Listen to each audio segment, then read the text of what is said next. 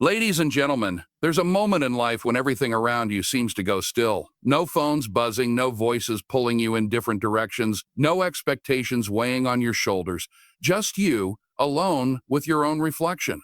And in that quiet space, you hear a voice. Not loud, not dramatic, but honest. A voice that says, "Is this who you promised yourself you'd be?" I remember sitting in a small apartment years ago, before anyone knew my name, before any scripts, before any stages. I sat on the edge of that bed wondering if I was living for myself or living for approval. And I realized something. The most dangerous thing a person can lose is not money, not opportunities. It's their sense of self. When you forget who you are, the world will gladly hand you a version that benefits them. Choosing self-respect starts in those quiet conversations. It's in admitting when you've bent so far to please others that you don't recognize your own reflection anymore. It's in acknowledging when you've tolerated behavior that chips away at your spirit. It's in realizing that every time you say yes while your heart is screaming a no, you are abandoning the one person you are responsible for protecting, yourself. But that moment of honesty, it changes everything. It's like finally turning the lights on in a room you've kept dim for years. You start to see where you've allowed your boundaries to fade. You recognize the places where you minimized your value just to keep the peace. You see the ways you've talked yourself out of your own greatness because you were afraid of standing alone, and then something powerful happens.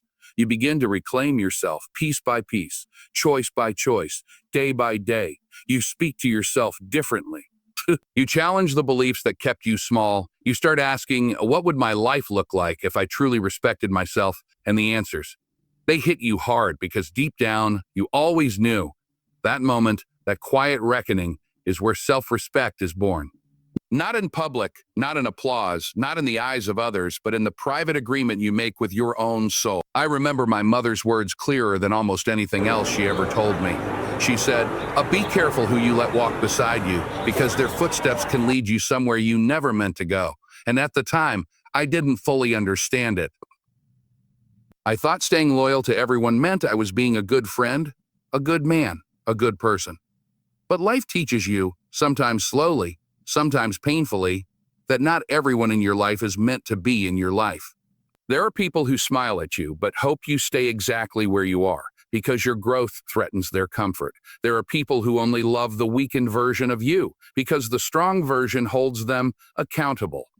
There are people who clap when you fall because your rise reminds them of the work they're avoiding. And if you're not careful, you start thinking this is normal. You start thinking this is all you deserve. I've walked rooms where I felt my energy shrink the moment I stepped through the door, where conversations were designed to limit you, to box you in, to make you play small. And I've walked rooms where I felt encouraged, challenged, sharpened, where people spoke to the potential they saw in me, not the flaws they assumed in me. That contrast taught me something. The people around you are either oxygen or poison. They're either helping you breathe or suffocating you slowly. Choosing self-respect means getting honest about who feeds your spirit and who drains it. And that honesty isn't always comfortable. Sometimes the hardest goodbyes are to people you've known for years. Sometimes the toughest decisions are to distance yourself from someone you love, but who doesn't love you in a healthy way?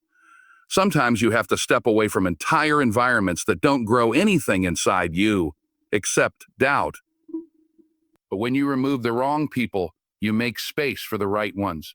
You notice the friends who clap when you win, even when their season looks quiet.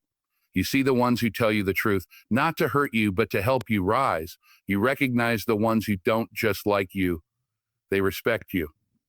And that kind of circle, that kind of environment, it changes the way you see yourself. It reminds you that you don't have to dim your light to be accepted. You don't have to bend your values to belong. You don't have to apologize for wanting more out of life. When you choose the right company, you choose a version of yourself that stands taller, dreams bigger, and moves with purpose. Because the people around you aren't just walking with you, they're helping you become who you were always meant to be. There comes a point in life when you realize that strength isn't always loud. It isn't always in the speeches, the dramatic exits, the shouting matches, or the fireworks. Real strength, true strength, is often quiet. It's calm. It's steady. And sometimes it is as simple and powerful as saying one word, no. I had to learn that saying a no is not rejection, it's protection. It's not selfish, it's survival. Because every time you say yes to something that disrespects you, you're saying a no to your own peace, your own growth, your own future. And that adds up. You start carrying weight that was never yours to hold. You start bending into shapes that don't fit who you are. You start allowing situations that chip away at your dignity little by little. There were moments in my life, moments you don't see on camera, where I had to turn down opportunities that looked good on the outside but felt wrong on the inside. Moments where the world said, take it, it's your chance, but my spirit said, I'm not like this. That's the kind of decision people don't applaud. They don't understand it. They think you're being difficult or proud or stubborn. But sometimes you have to disappoint others just to stop disappointing yourself. Saying a no is a line where no one else had the courage to draw it. It teaches people how to treat you. It shows them you're not available for disrespect, you're not accessible for chaos, and you're not on discount for anyone's convenience. And the amazing thing is, once you start saying a no from a place of self-respect, you begin to see how much of your life was shaped by fear. Fear of losing people, fear of missing out, fear of being judged, fear of being alone. Oh, but here's the truth. Every no to the wrong thing is a yes to yourself. A yes to your boundaries, to the others, to your value. A yes to the kind of life you want to build. And the more you honor your no, the more powerful your yes becomes, because it's no longer driven by pressure, but by purpose. One day you wake up and realize you didn't lose anything by saying a no. You gained clarity. You gained peace. You gained respect from others, yes, but more importantly, from yourself. And that is a strength no one can take from you. There are seasons in life when the ground beneath you feels unstable, when the people you counted on walk away, when the doors you prayed for stay shut, and the weight on your shoulders feels heavier than anything you've ever carried. And in those moments, the world expects you to crumble.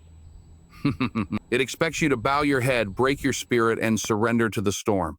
But storms don't just show up to shake you, they show up to shape you. I've learned that the moments when life hits the hardest are often the same moments that reveal who you truly are. Not the version of you that laughs on the good days or celebrates in the victories, but the version of you that survives the nights when your courage feels thin and your faith feels tired. I remember walking through seasons where everything seemed to fall apart at once. Seasons where the pressure was so heavy, I questioned whether I was built for the life I said I wanted. Seasons where I felt misunderstood, underestimated, and pushed to my limits. And let me tell you, self-respect becomes real in those moments. It's easy to stand tall when everyone is cheering for you. It's easy to believe in yourself when life is smooth. But standing tall when the waves are crashing, when the noise is loud, when your heart is tired, that's where your character develops. That's where your backbone is forged. Self-respect means refusing to let the storm define you. It means looking at the chaos and saying, you won't change who I am. It means trusting that even the hardest seasons have a purpose, even when you can't see it yet. Because there's something remarkable about surviving what was meant to break you. You come out stronger, wiser, clearer about what you will and will not accept. There's a fire inside every person, but some people never discover it because they never go through anything that forces them to look for it. But when life tests you, when the pressure rises, when the ground shakes, that fire gets lit. And suddenly, you stand with a confidence you didn't know you had. You walk with a strength you didn't know you carried. You speak with a certainty you didn't know you possessed. And here's the thing. The world pays attention to someone who refuses to fold. People may doubt you, storms may surround you, but when you stand tall, when you refuse to let circumstance dictate your identity, you become undeniable. You become an example. You become a force. The storm doesn't break you, it reveals you. It introduces you to the version of yourself that you were always meant to become. Self-respect isn't a switch you flip one time. It's a decision you make over and over again, every single day, in a world that constantly tries to pull you away from yourself. Man, it's in the small choices, the ones no one sees. It's in how you speak to yourself when you wake up and how you let people treat you. In the way you guard your time, your energy, your peace. It's in the moments when no one is watching, when the easy choice is to let things slide, to settle, to shrink, but the right choice is to honor who you are becoming. I've learned that when you choose self-respect, life begins to shift. You start walking differently, not out of arrogance, but out of awareness. You start trusting your voice more because you finally stop silencing it.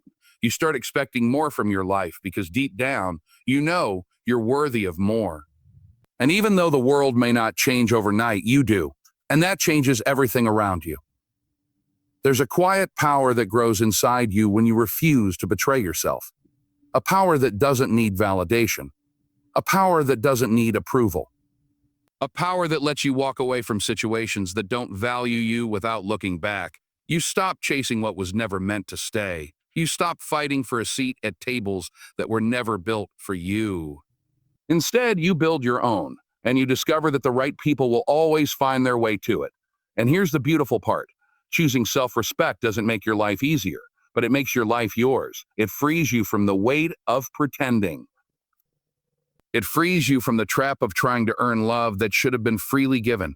It frees you from the fear of standing alone, because you realize that standing alone with dignity is better than standing with anyone who asks you to abandon yourself. Every day you choose self-respect, your future gets a little clearer, your standards rise, your boundaries strengthen, your spirit becomes steadier. You start becoming the person you once only hoped you could be. Not because someone else believed in you, but because you finally did. And that right there, that decision to honor your worth, to show up for yourself, to never again lower your crown just to make someone else comfortable, that is the moment your life begins to transform. When you choose self-respect, you choose a life that reflects your truth, your value, and the greatness you were always meant to walk in.